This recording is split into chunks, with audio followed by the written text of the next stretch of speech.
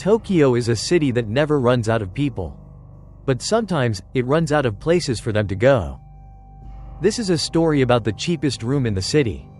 A room so affordable, it feels like mercy. A room where no one survives longer than 3 days. Listen carefully. Because this isn't a story about being killed. It's a story about being kept. Chapter 1, the 19,000 yen room. Tokyo has never been a merciful city.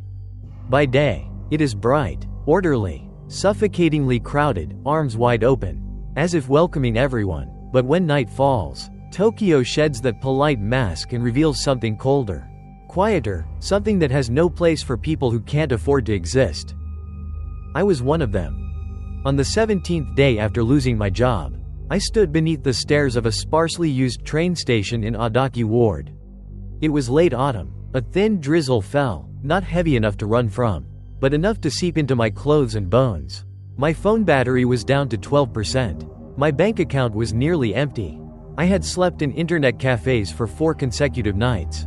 If I didn't find a place to stay tonight, I knew I'd be riding the overnight trains, or worse. That was when I saw the paper. It was taped to an old utility pole. Its edges curled from the rain. Plain black text. No logo. No images. Room for rent 19 yen per month. No deposit. No guarantor. Move in immediately. I read it 3 times, as if my brain refused to accept the number. 19 yen. In Tokyo, that price wasn't cheap. It was wrong. No legal room in this city could exist at that price. Even apartments associated with suicides or violent deaths, places people whispered about as Jiko Bukken, rarely dropped that low. A thought crossed my mind. I should walk away. But it was quickly crushed by the ache in my empty stomach and the exhaustion that had settled deep into my body. Logic told me something was wrong. Desperation whispered back, "You just need a place to sleep." Below the price was a handwritten address, clumsy and uneven, and a phone number. I stood there for a long time. The rain softened. The city noise stayed far away. The alley where I stood felt strangely insulated. No footsteps. No cameras. Even the sound of traffic seemed to die before it reached me. Finally, I took out my phone. My fingers trembled as I dialed. The call was answered on the first ring. "Is the room still available?" I asked, my voice hoarse from lack of sleep. On the other end, there was an unusually long silence, long enough that I thought the call had dropped. Then a man's low voice spoke. "Yes," he said slowly. "How long do you plan to stay?" The question made me hesitate. Before I could answer, he continued, his tone light, as if stating a simple fact. 3 days is enough." I didn't understand why a chill ran down my spine.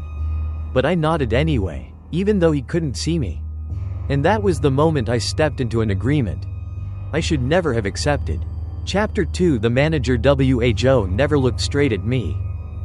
The building stood at the very end of an alley that even the streetlights seemed reluctant to illuminate. After getting off the train, I walked for nearly 10 more minutes, turning through 3 narrow intersections where shop signs gradually disappeared, shutters were pulled tight, and human presence thinned out as if drained from the air. By the time I realized I'd gone far beyond any normal residential area. I saw it. A 4-story block of gray concrete, wedged tightly between 2 abandoned buildings.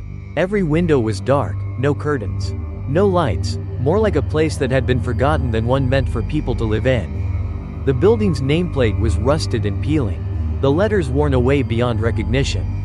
I stood at the entrance for a few seconds, considering turning back. Then the sliding door opened. Before I touched it, the inside was darker than I expected. Only half the hallway lights were on, flickering slowly, emitting a steady buzzing that made my ears ache. The air smelled of dampness mixed with old metal, the kind of smell found in basements no one had entered in years. "You're early." The voice behind me made me jump. The man stood at the foot of the staircase, nearly blending into the shadows. He was thin, slightly hunched, wearing a faded old suit. His hair was streaked with gray, neatly combed, but his face was difficult to hold onto. Not because it was strange, but because I couldn't remember a single defining feature once I looked away. He bowed deeply. Too deeply. and for too long. When he straightened, the fluorescent light revealed his face more clearly.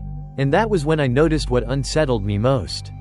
His eyes never looked directly at me. They were always slightly off to the side, as if I were standing in the wrong place, or as if something else was standing next to me that I couldn't see. "You're the one who called," he said, not a question. I nodded. He extended a small key ring with only one key on it, no tag. No number. "Room 203, he said, "second floor." I hesitated, then asked the question that had been bothering me since the phone call. "Earlier, you said 3 days would be enough. What did you mean by that?" The man went silent. Not normal silence, but the kind that thickened the air, as if the building itself were listening. Finally, he smiled. It wasn't wide or twisted, but something about it made my stomach tighten. "At that price," he said slowly, "it's only suitable for someone who doesn't plan to stay long." Then he turned and began climbing the stairs. Just before disappearing into the darkness above, he stopped. "Oh," he said, without turning around. "If you hear noises at night, don't open the door." His figure vanished into the darkest bend of the stairwell. I stood alone in the lobby, gripping the cold key in my hand, and for the first time, a clear thought formed in my mind. I had come to a place that did not want to be found. Chapter 3: The second floor hallway and the room that didn't exist. The staircase leading to the second floor was so narrow my shoulder nearly brushed the wall. Each step let out a dry, brittle creak beneath my weight, as if the building wasn't accustomed to being used. The ceiling light was weak, illuminating only the next 3 steps ahead. Everything beyond that sank into a darkness that wasn't merely the absence of light, but something thicker, something that seemed unwilling to be seen. When I reached the second floor, I stopped. The hallway was longer than I had expected. It stretched straight ahead, windowless, lined on both sides with old wooden doors darkened by age. The room numbers were metal plates, scratched and dulled. There were no carpets, no pictures, no signs of human life. Only the smell, heavier here, of dampness mixed with something faintly acrid. Like rotting wood trapped too long in a sealed space. I walked slowly, counting the doors. 201. 202. I stopped. Between 202 and 205. There was nothing but a blank wall. No door. No frame. No crack. Just a flat section of wall. Its paint slightly darker than the rest, as if something had once been there and erased in a hurry. I checked the numbers again, certain I hadn't made a mistake. 201, 202, 205. Room 204 did not exist. My heartbeat picked up. I turned back toward the stairwell. The hallway behind me felt longer than before. Darker. Completely silent. There were no footsteps from the manager. No sounds of daily life. As if, aside from me, no one else was living on this floor. Room 203 was right next to the blank wall. The key in my hand felt painfully cold as I slid it into the lock. The door opened easily, too easily, like it had been waiting. Inside was a small room, typical of cheap Tokyo rentals. Scratched wooden floors, a compact kitchenette, a bathroom barely large enough to turn around in, but something made me freeze in the doorway. The room was unnaturally clean. No dust. No signs of previous tenants. As if it had just been prepared, or as if no one had ever truly lived here. I set my bag down and closed the door. The click of the lock echoed loudly in the quiet space. When I turned around, I noticed that the wall opposite the door, the one bordering the blank space in the hallway, was colder than the others. I placed my palm against it. A sharp chill ran up my spine. This wasn't the cold of concrete. It was the cold of something on the other side. I pulled my hand away, trying to convince myself I was imagining things. But at that moment, a very faint sound came from beyond the wall outside. Tap. Like a gentle knock. Just once. Then silence. I stood perfectly still, heart pounding, eyes fixed on the wall in front of me. And for the first time, a terrifying realization settled in. It wasn't that room 204 didn't exist. It was that it didn't want to be seen. Chapter 4: The knocking at 2:17 a.m. The first night in room 203 did not begin with fear. It began with exhaustion. I took a quick shower, ate the last packet of instant noodles left in my bag, then lay down on the thin futon spread across the floor. The ceiling was low. The dim yellow light traced small cracks that ran like dried veins across it. I told myself I only needed sleep. One night. By morning, everything would feel less strange. Tokyo was still Tokyo. There was no such thing as a haunted room. When I drifted off, my phone was charging beside my pillow. I don't know what woke me. Not a nightmare. Not a loud sound. But the feeling that someone was waiting. The air in the room was colder, so silent that my ears began to ring, as if my body were trying to create sound just to fill the void. I opened my eyes and stared at the ceiling. The light was off somehow. Only a faint glow from the hallway seeped in through the crack beneath the door. I turned my head and looked at my phone.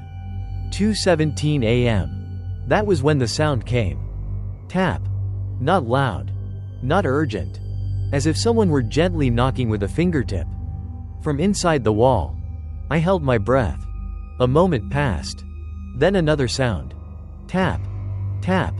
3 knocks. The sound stopped, leaving behind a silence so long that I began to doubt I'd heard anything at all. I sat up slowly, listening, my heart pounding so hard I was afraid it would make noise. Then it came again. Tap. Tap. Tap. 3 knocks. Exactly the same. Not faster. Not slower. As if someone were counting. I stood and walked slowly toward the cold wall at the far end of the room. The wall bordering the blank space where room 204 should have been. Each step felt heavier than it should have. The wooden floor creaked softly, but the sound felt distant, as if it didn't belong to me. I pressed my ear to the wall. There was no breathing, no scratching, only a vague presence, like standing outside a room full of people all trying to remain perfectly silent. Then, very faintly, another sound emerged. Not knocking. A whisper, crushed against the wall, distorted until it barely resembled language.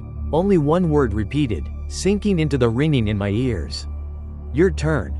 I stumbled back, my stomach dropping. At the same moment, my phone vibrated. The screen lit up. 2:20 a.m. 3 minutes had passed. I stood frozen in the middle of the room, cold sweat breaking out along my spine, as a terrifying realization took hold. The knocking had stopped. The moment I stayed awake long enough to hear it clearly. I didn't sleep again that night. And when morning finally came, the most frightening part wasn't what I had heard. It was the certainty that the next night, it would knock again. Chapter 5: The Neighbor with No Shadow. Morning arrived later than it should have. The light slipping through the thin curtains of room 203 carried no sense of relief. It was pale and cold, as if the sun were shining here out of obligation rather than warmth. I sat up after a night of almost no sleep, my head heavy, my ears still ringing from stretches of silence that had lasted too long. The first thing I did was check the time. 9:42 a.m. I exhaled slowly. At least time was still moving the way it was supposed to. I told myself that what happened last night was stress, exhaustion, a mind pushed too far in an unfamiliar place. It was daytime. Daytime was supposed to be safe. The building did not share that belief. I opened my door. The second-floor hallway was slightly brighter than it had been the night before. But it still carried the sickly yellow tone of old fluorescent lights. The air was thick and cold, as if it was never refreshed. As I stepped out, the door to the room on my left opened. Room 202. A man stood there. He looked about my age. Thin, wearing a dark jacket. His face was unremarkable, so ordinary that I knew I would forget it immediately if I passed him on the street. But something made me freeze when he stepped fully into the hallway. Under the ceiling light, he had no shadow. Not a faint one. Not a distorted one. Nothing at all. I instinctively looked down at my own feet. My shadow stretched across the tiled floor, warped by the light. I looked back at him. The lighting hadn't changed. The angle was the same, yet the floor beneath him was completely empty. You just moved in? He asked quietly, his voice low, as if he were afraid of waking something. I nodded, forcing my voice to stay steady. Last night. His eyes flicked toward the blank wall. where room 204 should have been, then back to me. Up close, I noticed his eyes were more sunken than I'd thought, as if he hadn't slept properly in a very long time. "You heard it, didn't you?" he asked. "Heard what?" He didn't answer right away. He took a single step closer, just enough for me to smell the damp, stale scent clinging to his clothes. The smell of this building, soaked into someone who had stayed too long. "The knocking," he whispered. "It's always 217. My throat went dry. "My name's Sato," he said, though he didn't offer his hand. "Room 202. I've been here longer than is safe." "What do you mean?" I asked. He gave a faint smile that never reached his eyes. "Here," he said, "it's not about what will happen." His gaze drifted once more toward the blank wall. "It's about when." He lowered his voice until it was almost just breath. "Don't stay longer than 3 days," he said. "On the 3rd day, the room will notice you." At that moment, the hallway lights flickered sharply once. When the light steadied again, the man in front of me had already turned away, stepped back into room 202, and closed the door so gently it made no sound. I stood alone in the hallway, my heart racing, my eyes fixed on the floor. My shadow was still there, but I was no longer sure that it truly belonged to me. Chapter 6: The Mirror That Didn't Reflect Correctly. After the encounter with the man from room 202, I returned to room 203 and locked the door more carefully than before. The click sounded dry and hollow, as if the lock wasn't used to protecting anyone anymore. I leaned my back against the door for a few seconds, forcing myself to breathe slowly, trying to shake the weight pressing against my chest. It was daytime, still daytime. There was no reason to be this afraid. The room didn't agree. I went into the bathroom to wash my face. The space was so small that my shoulder nearly brushed the wall when I turned around. The ceiling light flicked on, casting a cold white glow that revealed yellowed stains around the sink.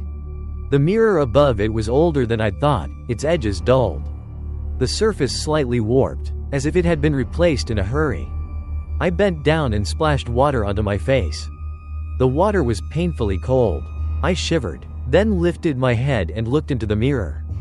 It took half a second to realize something was wrong. The reflection was still me, tired eyes, dark circles, hair disheveled from lack of sleep, but it didn't move at the same time I did. I blinked. In the mirror, I blinked, afterward. Just a tiny delay, subtle enough that, if I hadn't been paying close attention, I might have blamed the lighting, the mirror, my exhaustion. I tilted my head to the left. The reflection stayed still for a brief moment, then tilted to match me. My heart began to pound. I straightened up, staring at myself without blinking, afraid that if I looked away for even a second, the thing in the mirror would do something I wouldn't see. "Calm down," I muttered. "It's just an old mirror." I raised my hand. The hand in the mirror rose too. Slower. The distance between us wasn't large, but it was enough to make my stomach tighten. It felt like I was looking at someone who looked exactly like me, but wasn't me, as if the reflection were watching, learning how to imitate rather than simply reflecting. I took a step back. The image stepped back as well, but I swear it waited too long before doing so. At that moment, the bathroom light flickered. Just once. The room plunged into darkness for a fraction of a second. The mirror went black, no reflection, no image at all. When the light returned, everything was synchronized again, perfectly normal. I stood there, breathing hard, my back slick with cold sweat. I touched my face, feeling real skin beneath my fingers, grounding myself, reassuring myself that I was still here, still me. But as I left the bathroom, one thought refused to leave my mind. If the mirror didn't reflect correctly, then what, exactly, had been reflecting me? And worse, how much had it learned from watching? Chapter 7: Sounds from the Room That Didn't Exist. The second night arrived faster than I wanted it to. I tried not to sleep. I left the lights on, kept the television running even though I couldn't focus on what was playing, anything to keep the room from sinking into silence. But after midnight, my eyelids grew heavy. The human body can't resist exhaustion forever, especially after being worn down for days. The last time I checked the clock before drifting off, it read 1:48 a.m. When I woke up, The first thing I realized was that the room was listening. Not metaphorically. The air felt heavy, dense, as if even breathing too loudly might disturb something. I lay still on the futon, my heart beating fast but steady, my ears straining against absolute silence. No traffic, no wind, even the faint hum of electricity was gone. I turned my head toward the clock. 2:16 a.m. The moment the minute hand moved forward, the sound came. Not from inside my wall, but from the hallway. Footsteps. Slow. Heavy. Dragging. Someone was walking outside, unhurried, deliberate, as if they knew I was listening. The footsteps stopped in front of room 203. I held my breath, my entire body tense, waiting for the familiar knocking. But nothing happened. Instead, the footsteps continued. They moved a few steps farther and stopped directly in front of the wall where room 204 didn't exist. A very faint sound followed. Click. Like a door opening. My heart nearly stopped. There couldn't be a door there. I had seen the blank wall myself. But my ears didn't lie. Next came a more familiar sound, the slow rolling of suitcase wheels across the floor. Drawn out and deliberate, like someone moving in. Then I heard breathing. Not normal breathing. It was forced, uneven, as if whoever it belonged to was trying desperately not to cry. Each breath carried a small choking sound, crushed deep in the throat. I curled into myself, pulling the blanket up to my chin, eyes wide open in the darkness. Every instinct screamed that I shouldn't go outside, shouldn't look, shouldn't confirm what I was hearing. Then another sound emerged. Very faint, as if someone were testing their voice. 203. My room number. The voice wasn't distant. It came from just beyond the cold wall. Low and hoarse, so familiar my stomach twisted. It was my voice. I clamped my teeth together to keep from screaming. My hands shook as I reached for my phone. The screen lit up, its pale blue glow washing over the empty room. 2:17 a.m. The moment the numbers appeared, every sound outside stopped. No footsteps. No breathing. No whispering. As if everything existed for that single minute alone. I sat up, drenched in cold sweat, my chest tight with a realization clearer than anything before. The first night, it knocked to announce itself. The second night, it practiced speaking. And I didn't dare imagine what it would be able to do on the third night. Chapter 8: The Tenant List. On the morning of the second day, I left room 203 earlier than usual.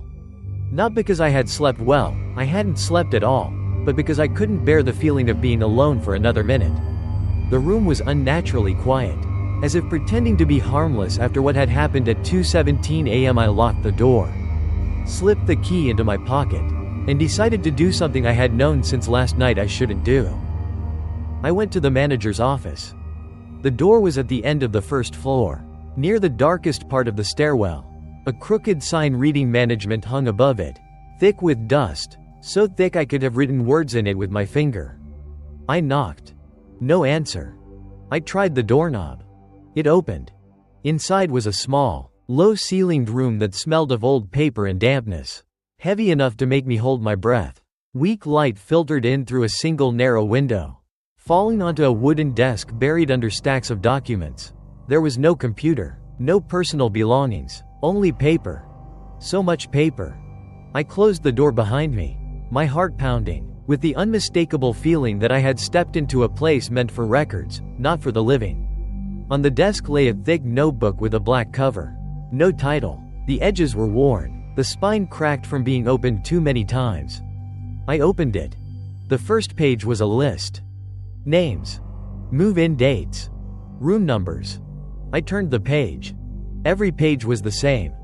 Hundreds of unfamiliar names, men and women, young and old, Japanese tenants, foreign ones, but there was one detail that made my stomach turn cold. There was no move-out date. Every entry stopped at the same place. The third day. Some pages had notes written in red ink, the handwriting shakier, more desperate. Heard knocking. Shadow didn't match. Mirror looked first. Opened the door at the wrong time.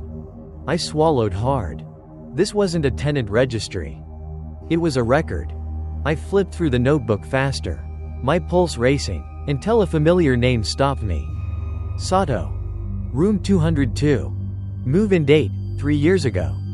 I turned the page, expecting, hoping, to see something different. There wasn't. Only a single line written heavily, as if the pen had been pressed hard into the paper. Has not left. A sound came from behind me.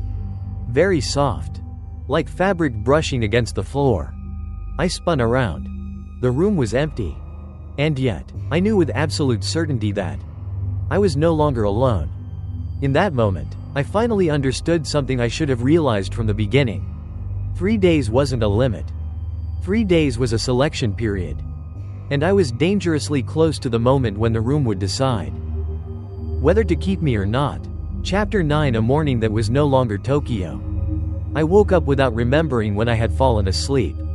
There was no dream, no hazy space between sleeping and waking.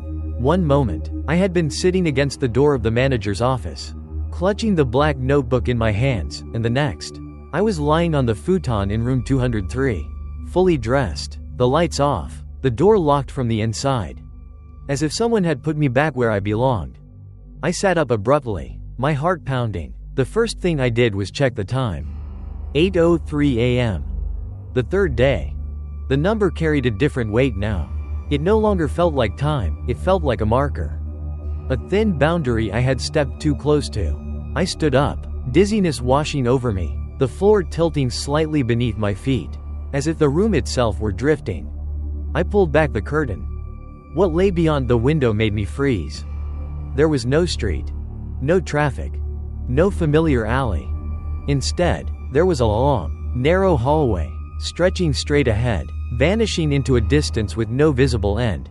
The walls on either side were identical to the second-floor hallway of the building, the same aged paint. The same sickly fluorescent lights spaced at regular intervals. The same cold, airless feeling that did not belong to morning. My window was opening inside. I stumbled back, bumping into the table. My heart raced, my ears ringing. I looked again, hoping that if I blinked, Tokyo would return. It didn't.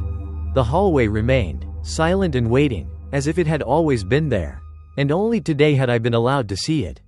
I opened my door. The second-floor hallway appeared as usual, but something was wrong. The lighting hadn't changed, yet there was no depth. Everything looked flatter, closer, like a hastily assembled backdrop. I looked toward room 202. The door was slightly open. Inside was darkness. "Sato?" I called softly. No answer. I stepped closer and peered inside. The room was empty. No furniture. No signs of anyone having lived there. As if no one had ever occupied it in the past 3 years. On the floor, directly in front of room 202, lay something that made my stomach twist. A key. Identical to the one in my pocket. I bent down and picked it up. When my fingers closed around it, a familiar chill ran up my spine, not the cold of metal, but of recognition, as if the building had just confirmed something. Engraved on the key ring was a scratched, fading number. 203. At that moment, a very faint sound came from the far end of the hallway. The sound of a door opening. Not a room door, but a larger door, deeper, farther away, a door I somehow knew had never existed before today. I lifted my head. At the end of the hallway, where there had once been only darkness, stood a dark doorway. Above it hung a small metal sign. 204. And in that instant, I understood. The third day was not when things ended. It was when the room began to expand.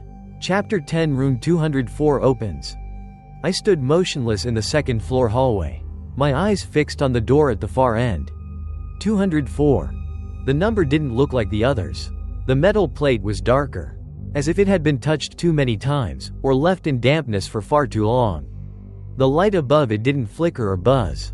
It shone steadily, unnaturally, as though the door needed to be seen clearly. The hallway was silent. No heartbeat. No breath. As if every sound inside me had been drained away. I took a step forward. The tiled floor made no sound beneath my feet. That terrified me more than any noise could have. I took another step, then stopped, the sensation growing that I was moving into a space no longer governed by familiar rules. When I was about 3 meters from the door, I heard a voice. Very softly. "Hey." My body locked up. The voice came from behind the door of room 204, low. Hoarse, as if it were still learning how to form words. It wasn't urgent. It wasn't pleading. It carried a familiarity that made my scalp prickle. "Come here." I knew that voice. Not because I had heard it before in the world, but because I heard it every time I thought. It was my voice. I stepped back, my heart slamming into motion, wild and uneven, but at that moment, the handle of room 204 turned on its own. There was no click, no force. The door opened slowly, as if the space beyond it were denser than air. Inside, it wasn't completely dark. There was light, dim, identical to the hallway's fluorescent glow, but no visible source. Room 204 looked like my room. The same size. The same layout. The same position of the window, though I knew that wall couldn't possibly have one. And standing in the center of the room, with his back to me, was someone else. He was wearing the exact same clothes I was. His posture matched mine perfectly. Even the slight tilt of his left shoulder, a habit I had never consciously noticed. He turned around. The face was mine. But the eyes were not. They weren't empty. They weren't lifeless. They were filled with something else. And when he smiled, I realized that the smile came before the emotion, just like the delay I had seen in the mirror the day before. "You're here," he said. "Right on the third day." I couldn't answer. My throat tightened. My legs trembled, yet my eyes refused to look away from what stood before me. "Don't worry," my double continued, his voice gentle in a way that terrified me. "Only one of us needs to go outside." I shook my head and stepped back, but the hallway behind me had stretched farther away. The door to room 203 was no longer where it should have been. Every familiar exit blurred, like a memory being erased. 3 days, he said. "You stayed long enough." The door to room 204 opened wider. The space inside the room seemed to exhale. And I understood, with a cold certainty that sank into my bones. Room 204 was not a prison. It was an exchange. Chapter 11. Those who stayed. I crossed the threshold of room 204 without remembering when I had decided to. Not because I wanted to, but because staying outside was no longer an option. The moment my foot touched the floor, the air behind me changed. The hallway blurred, like an image wiped from glass. And the door closed without a sound. No lock, no latch, yet I knew with absolute certainty, it had closed forever. Room 204 was larger than room 203. Not by much, but enough to feel wrong. The ceiling was slightly higher. The walls were a little farther apart. Everything was almost the same. Yet nothing matched perfectly, like a copy reconstructed from incomplete memories. And then I saw them. Along all 4 walls, people were sitting. Not standing. Not lying down. They sat with their backs pressed against the walls.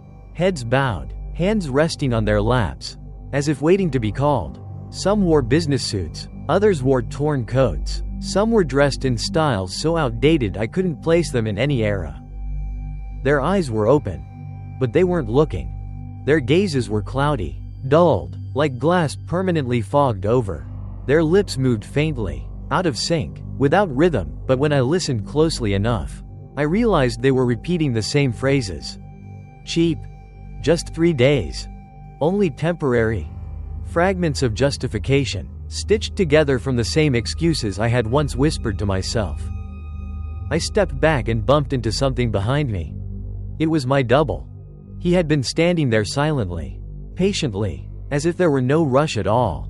I could feel his breath near my ear, steady, calm, completely free of fear.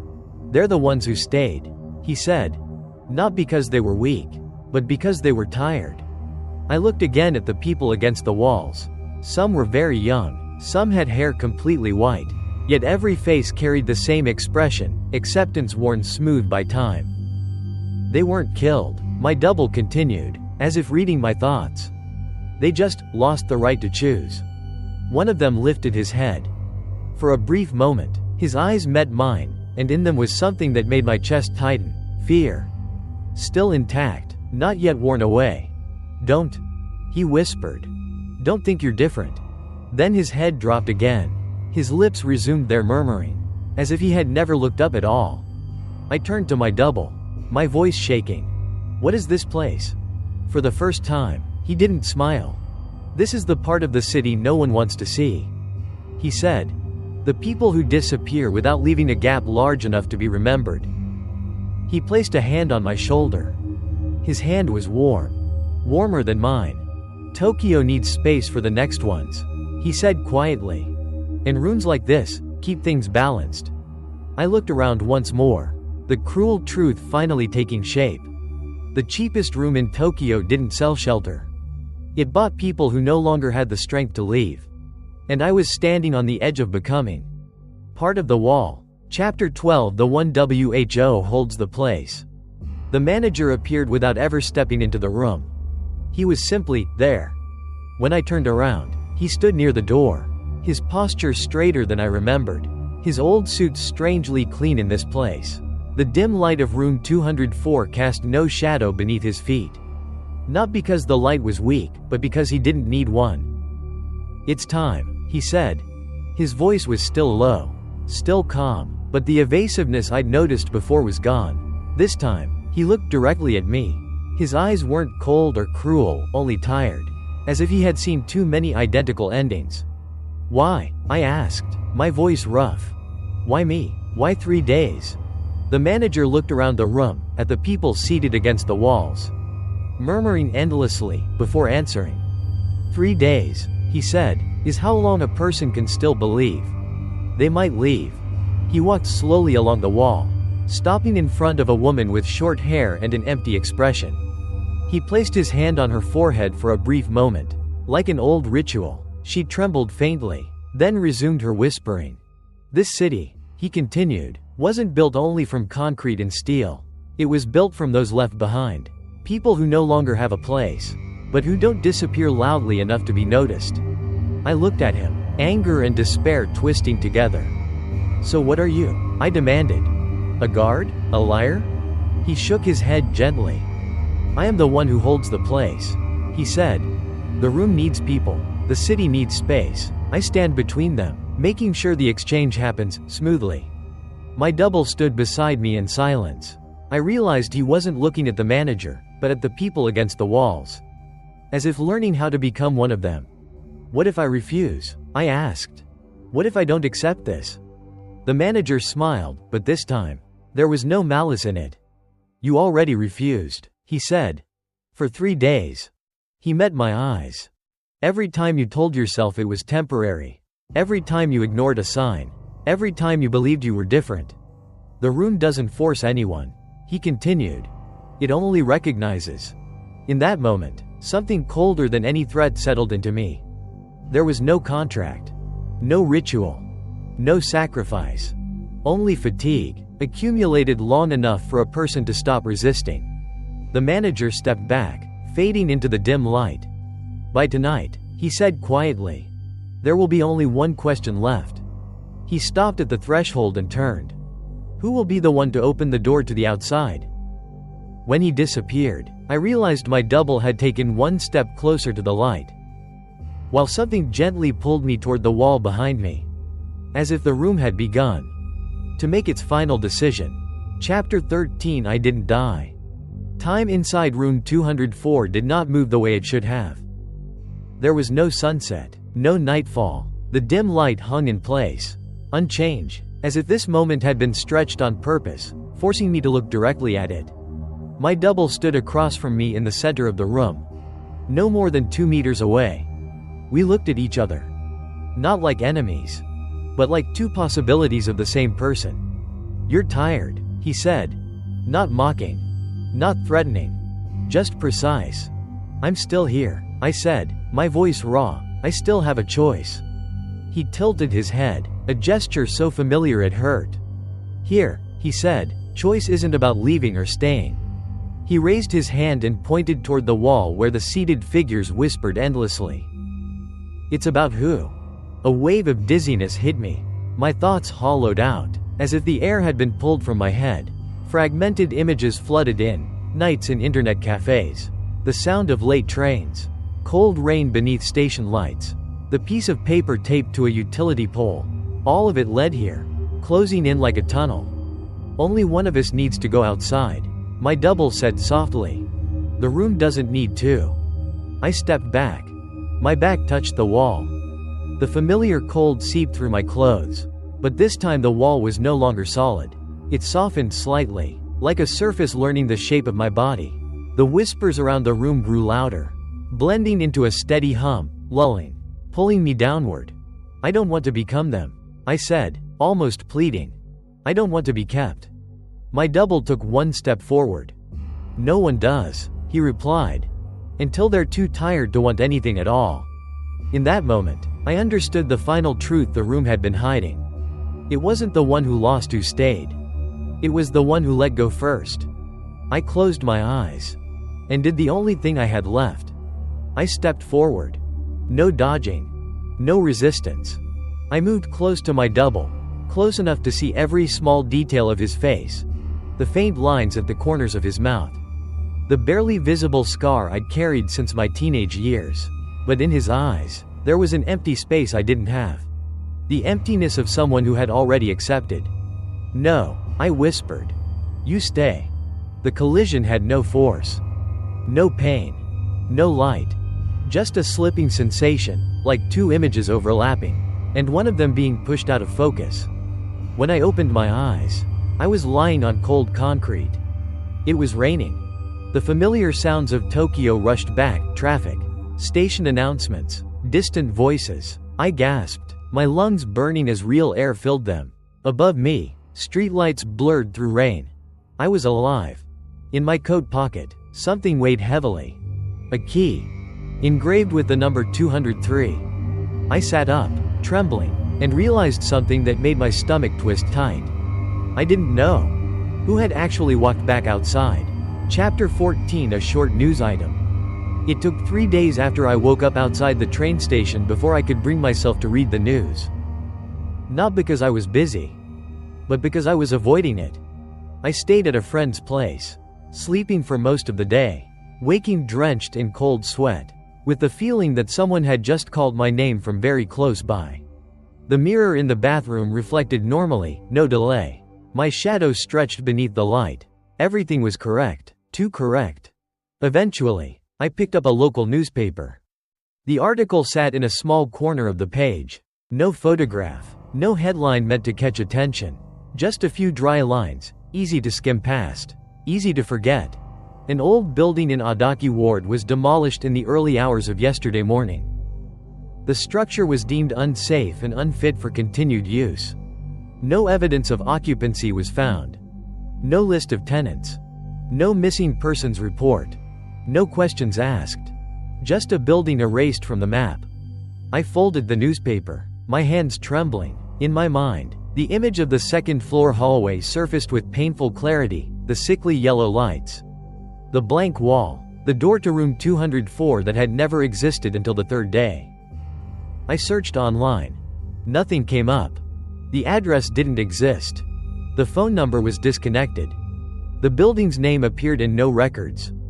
As if it had never been there at all. That night, while brushing my teeth, I caught myself staring into the mirror longer than I should have. The reflection stared back, perfectly synchronized, but for a fraction of a second, just before I turned away, I could swear the mouth in the mirror smiled first. Not me. I touched my face, my heartbeat slowly settling, and told myself it was just a reflex. Lingering fear. I had survived. I had gotten out. It was over. But when I lay down to sleep, one final detail kept my eyes open in the dark. The key to room 203 was still in my coat pocket. Heavy. Cold. And it had never disappeared. Chapter 15, the cheapest room. I promised myself I would never look for a place like that again. No cheap rooms. No empty alleys. No places meant to be temporary. I moved twice within a year. I always chose buildings with people, with reception desks, with cameras, with noise. I kept the television on when I slept. I avoided staring into mirrors for too long. I avoided being alone in silence. Life slowly returned to something resembling normal, at least. A version of normal I could tolerate. Until one late night. I was sitting on the last train home, scrolling through my phone without thinking. My thumb dragging past rental ads like everyone else in Tokyo. Prices climbing, rooms shrinking, locations drifting farther from the center. I sighed, ready to lock my screen, when a line of text caught my eye. Cheap room for rent 18 yen per month. No deposit. No guarantor. Move in immediately. I froze. Not because of the price, but because of how it was written. The same font. The same layout. The same subtle wrongness I had tried to forget. I tapped the ad. The page loaded slowly. Stark white. Almost empty. No photos. No map. Just a vague address that didn't align with any district I recognized, and a small line of text at the bottom. So faint I had to look closely. 3 days maximum. I turned off my screen at once. My heart was racing, but not with panic anymore. Instead, there was something colder, deeper, a quiet understanding. The old building had been demolished. But the room hadn't. It didn't need a fixed address. It didn't need foundations. It didn't need to exist in only one place. It only needed people who were tired. People who believed they were just staying temporarily. People willing to think that 3 days wouldn't matter. The train stopped at my station. The doors opened. The crowd carried me forward. Just before stepping out, I reached into my coat pocket without thinking. The key was still there. The number 203 had faded even more, as if it were being worn down by time, or by no longer belonging to a single room. I don't know what would happen if I called that number. I don't know whether, next time, I would still be the one who walked back outside. I only know this. The cheapest room in Tokyo doesn't kill anyone. It just waits. Until someone is tired enough to stay. And somewhere in this city, a door is getting ready to open. Again, they say the building was demolished. They say nothing was ever found. But cheap rooms don't disappear. They only move. So if you ever find a place in Tokyo that's too affordable, with no deposit, no questions, and just one condition, remember this story. And whatever you do, don't stay longer than 3 days. Like and subscribe to Whispering Dark Tales for more chilling ghost stories.